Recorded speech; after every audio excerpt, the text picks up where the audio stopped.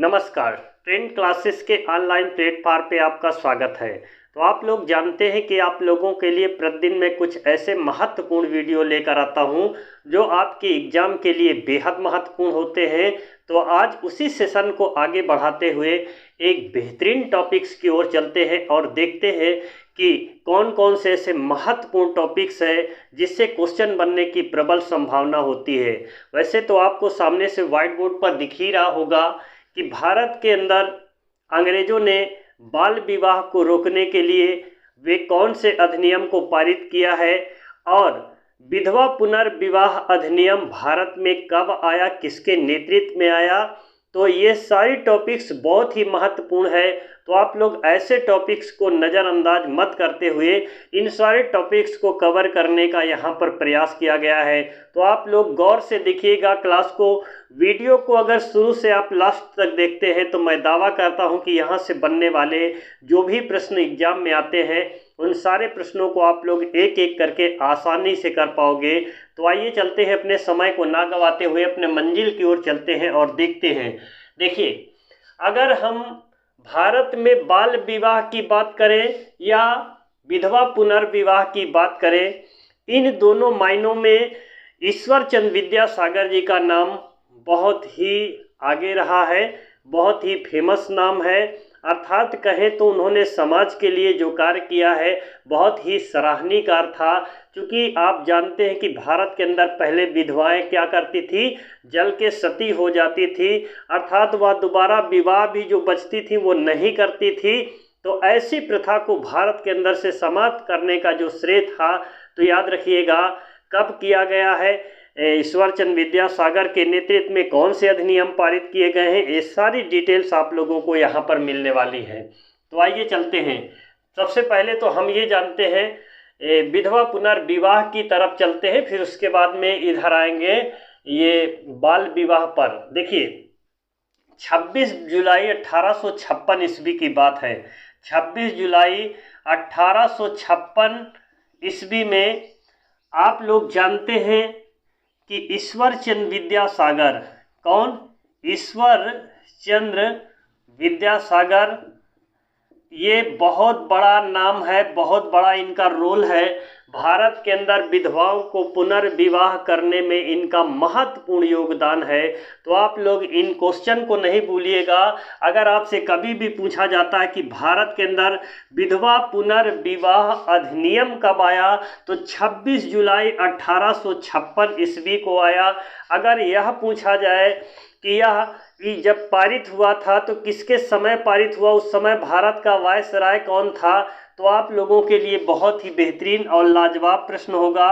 अगर आपके ऑप्शन में कहीं कैनिंग दिख जाए, कौन दिख जाए, अगर कैनिंग दी जाए, लॉर्ड कैनिंग, तो लॉर्ड कैनिंग जो है इसमें ऑप्शन सही होने वाला है कि लॉर्ड कैनिंग ने ही 26 जुलाई 1856 को ईश्वर चंद्र विद्यासागर के नेतृत्व में एक अधिनियम पारित होता है जिसे विधवा पुनर्विवाह अधिनियम, या इंग्लिश में आएगा तो विडो रीमैरिज एसोसिएशन, यहाँ से विडो रीमैरिज एक्ट यहाँ पर आप लोगों को मिल जाएगा। तो आप लोग यहाँ भी कर सकते हैं। अगर हिंदी में आएगा तो विधवा पुनर्विवाह आएगा और इंग्लिश में आएगा तो विडो रीमैरिज एक्ट आएगा। तो आप लोग ऐसे प्रश्नों को करिएगा और भूलिएगा नहीं, क्योंकि यहाँ से एग्जाम में प्रबल संभावना होती है बनने की। तो देखिए, इसके बाद क्या थी, अगर इसमें प्रमुख भूमिका ईश्वर चंद्र विद्यासागर की थी।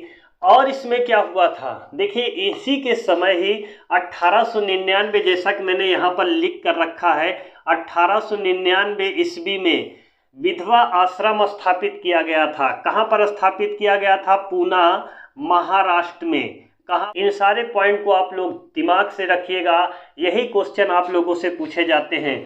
अगर यह आता है कि भारत के अंदर प्रथम महिला विश्वविद्यालय स्थापित हुआ था, कब, कहाँ पर स्थापित हुआ था, तो याद रखिएगा, अगर महिलाओं का प्रथम विश्वविद्यालय, कौन, प्रथम महिला विश्वविद्यालय, प्रथम महिला विश्वविद्यालय की स्थापना, विश्वविद्यालय, जैसा कि मैं इधर सामने से विश्वविद्यालय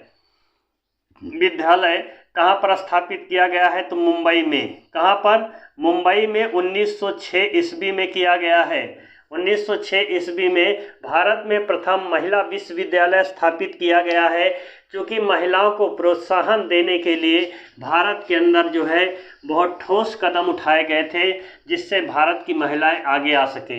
अब देखिए, भारत में बाल विवाह, आप जानते हैं कि बाल विवाह पहले क्या होता था कि लोग 8-7 बचपन में ही शादी कर देते थे। कुछ तो ऐसे है, मैंने सुना है केसेस कि पहले जो है 5 साल 6 साल 8 साल में ही जो है कन्या पक्ष खुद जाता था वहाँ पर, कन्या को लेकर वर पक्ष की तरफ वहाँ पर जाता था और खुद जो है वहीं पर अपना गांव की भाषा में पौपूजी वाली भाषा हम बोलते हैं, वहीं पर पाँव पूजते थे। तो ये ऐसा होता था। लेकिन याद रखिएगा, यही बाल विवाह को रोकने के लिए भारत में 3 अधिनियम पारित किए गए, जैसा कि मैंने यहाँ पर लिख दिया है। और पहला जो अधिनियम था civil marriage act. Civil marriage act आया था 1872 ईस्वी में। सिविल मैरिज एक्ट कब आया? 1872 ईस्वी में आया है सिविल मैरिज एक्ट। इसमें लड़कियों की जो उम्र सीमा है 14 वर्ष, 14 वर्ष की लड़की होती थी तो वह बालिग होती थी, यानी शादी के लिए एलिजिबल है। अगर 18 वर्ष का लड़का है, 18 वर्ष का लड़का है, तब वह शादी के लिए एलिजिबल होती थी। तो याद रखिएगा, इस एक्ट को कहा गया सिविल मैरिज एक्ट। कब आया? 1872 ईस्वी में। 14 लड़की के लिए और लड़कों के लिए 18 वर्ष इसमें निर्धारित किया गया है। अब देखिए, दूसरा अधिनियम कौन पारित किया गया था? दूसरा था सम्मति आयु अधिनियम। क्या था? सम्मति आयु अधिनियम। सम्मति आयु अधिनियम कब आया था? अधिनियम सम्मति आयु अधिनियम 1892 ईस्वी में आया। 1892 ईस्वी में। इसमें क्या कर दिया गया है? इसमें लड़कियों की फिर से उम्र सीमा को 12 वर्ष कर दिया गया। कितना? लड़की 12 वर्ष की होगी तब वो शादी के लिए एलिजिबल है, और लड़का कितना था? 18 वर्ष ही। तो इसमें हुआ क्या? इसका काफ़ी विरोध हो गया। लड़कियों की जो उम्र सीमा जैसे ही नीचे की गई तो इसका विरोध हो गया। और विरोध करने का काम किसने किया है? तो बाल गंगाधर तिलक ने किया है। जी हाँ, सम्मति आयु अधिनियम का विरोध की बात करेंगे तो अगर विरोध आएगा तो सीधा बाल गंगाधर तिलक में टिक करना है। बाल गंगाधर तिलक ने सम्मति आयु अधिनियम 1892 का विरोध किया है, बाल गंगाधर तिलक ने। अब देखिए, एक और जो बहुत ही महत्वपूर्ण यहाँ से एग्जाम में वैसे ज़्यादा प्रबल संभावना इसी क्वेश्चन को होती है, क्योंकि यह अधिनियम सबसे ज़्यादा फेमस है। वो कौन सा है अधिनियम? जिसे हम कहते हैं शारदा अधिनियम। क्या है? शारदा अधिनियम। अच्छा, शारदा अधिनियम कब आया? तो शारदा अधिनियम 1929 ईस्वी में। किसके नेतृत्व में आया ये भी पूछता है। तो हरविलास शारदा। किसके नेतृत्व में? हरविलास शारदा के नेतृत्व में आया है और 1929 ईस्वी में आया है। अच्छा, इसमें लड़कियों की जो उम्र सीमा है वो फिर से 14 वर्ष कर दिया गया था। कितना कर दिया गया था? कि जो लड़की 14 वर्ष की होगी वह इसके लिए यानी शादी के लिए एलिजिबल होगी, और लड़कों के लिए 18 वर्ष किया गया था, जो कि पहले से ही चला आ रहा था। तो याद रखिएगा, ये सारे अधिनियम और वो विधवा पुनर्विवाह अधिनियम से बनने वाले एक छोटे से वीडियो में, यह वीडियो एक क्रांतिकारी वीडियो है। आप लोग YouTube पर कहीं भी जाके देख सकते हैं। इसमें मसाला लगाकर इतने छोटे आइटम को इतना ज़्यादा विस्तार से बता दिया है कि आपकी खोपड़ी में घुसने से पहले उसे जगह लेना पड़ेगा कि इतना जगह है हमारी खोपड़ी को सेव करने के लिए। वैसे तो बहुत बड़ा है, लेकिन वो आपको जल्दी सेव नहीं होने वाली।